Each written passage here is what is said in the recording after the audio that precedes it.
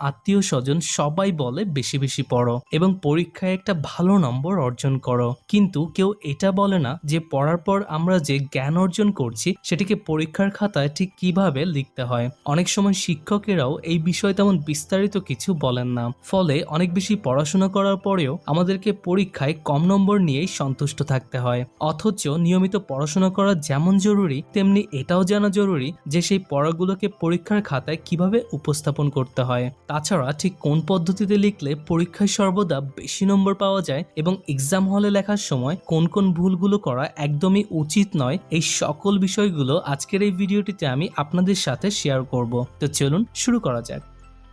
Number 1, manage your time properly. পরীক্ষার হল থেকে বের হয়ে অনেক স্টুডেন্টকেই বলতে শোনা যায়, যদি আরেকটু সময় বেশি পেতাম তাহলে সবগুলো প্রশ্নের উত্তর ঠিক মতো লিখে আসতে পারতাম। শুধুমাত্র সময় কম থাকার কারণে 3টি কমন প্রশ্ন লিখতে পারলাম না।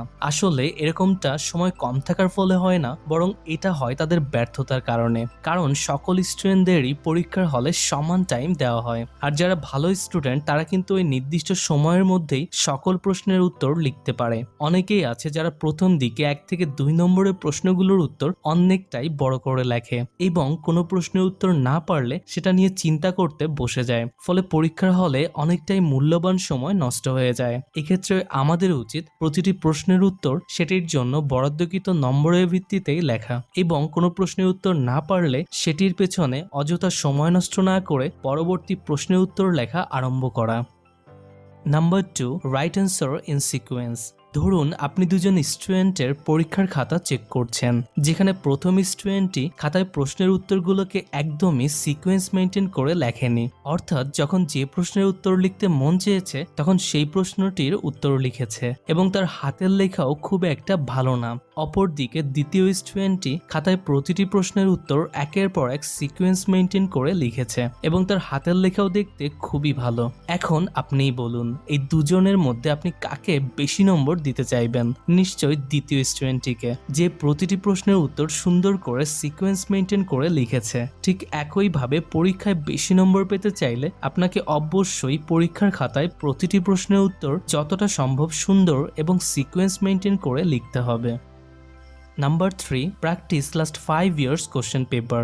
বন্ধুরা, যে কোনো পরীক্ষায় ভালো করার জন্য সেই পরীক্ষায় আসা প্রশ্নগুলোর উত্তর জানা অত্যন্ত জরুরি। এজন্য আমাদেরকে অবশ্যই পরীক্ষার পূর্বেই বইয়ের সকল ইম্পর্টেন্ট টপিকগুলোকে খুব ভালোভাবে পড়ে আয়ত্ত করতে হবে। আর বইয়ের ঠিক কোন কোন টপিকগুলো সবচেয়ে বেশি ইম্পর্টেন্ট সেটি বোঝার জন্য যেটি আমাদেরকে সবচেয়ে বেশি সাহায্য করতে পারে তা হলো বিগত বছরগুলোর প্রশ্নপত্র।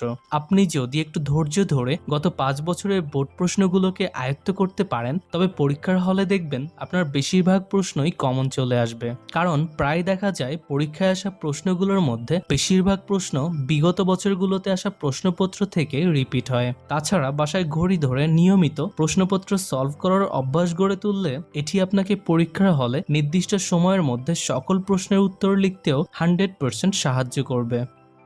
Number 4, don't worry about hard question. এটা চিরন্তন সত্য যে আপনি যতই ভালো স্টুডেন্ট হন না কেন, প্রশ্নপত্রে এমন কোনো না কোনো প্রশ্ন অবশ্যই থাকবে যেটির উত্তর আপনি পারবেন না। আর এটা দেখে বেশিরভাগ স্টুডেন্টই ভয় পেয়ে যায়, ফলে যে প্রশ্নগুলোর উত্তর তারা খুব ভালোভাবে পারে সেগুলোও তখন ঠিক মতো লিখতে পারে না। তাই পরীক্ষার হলে কোনো প্রশ্ন কঠিন আসলে একদমই ঘাবড়াবেন না, কারণ যদি কোনো প্রশ্ন কঠিন আসে সেটা শুধুমাত্র আপনার জন্যই কঠিন নয়, বরং সবার জন্যই কঠিন। সেজন্য এরকম পরিস্থিতিতে নিজেকে শান্ত রাখাই বুদ্ধিমানের কাজ।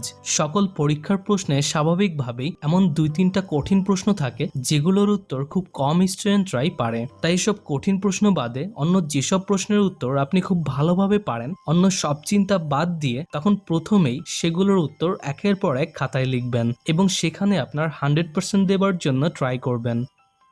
বন্ধুরা, আজ থেকে জাস্ট এই সকল টিপসগুলোকে রেগুলার ফলো করুন। আশা করি আপনার নেক্সট এক্সামের রেজাল্ট অবশ্যই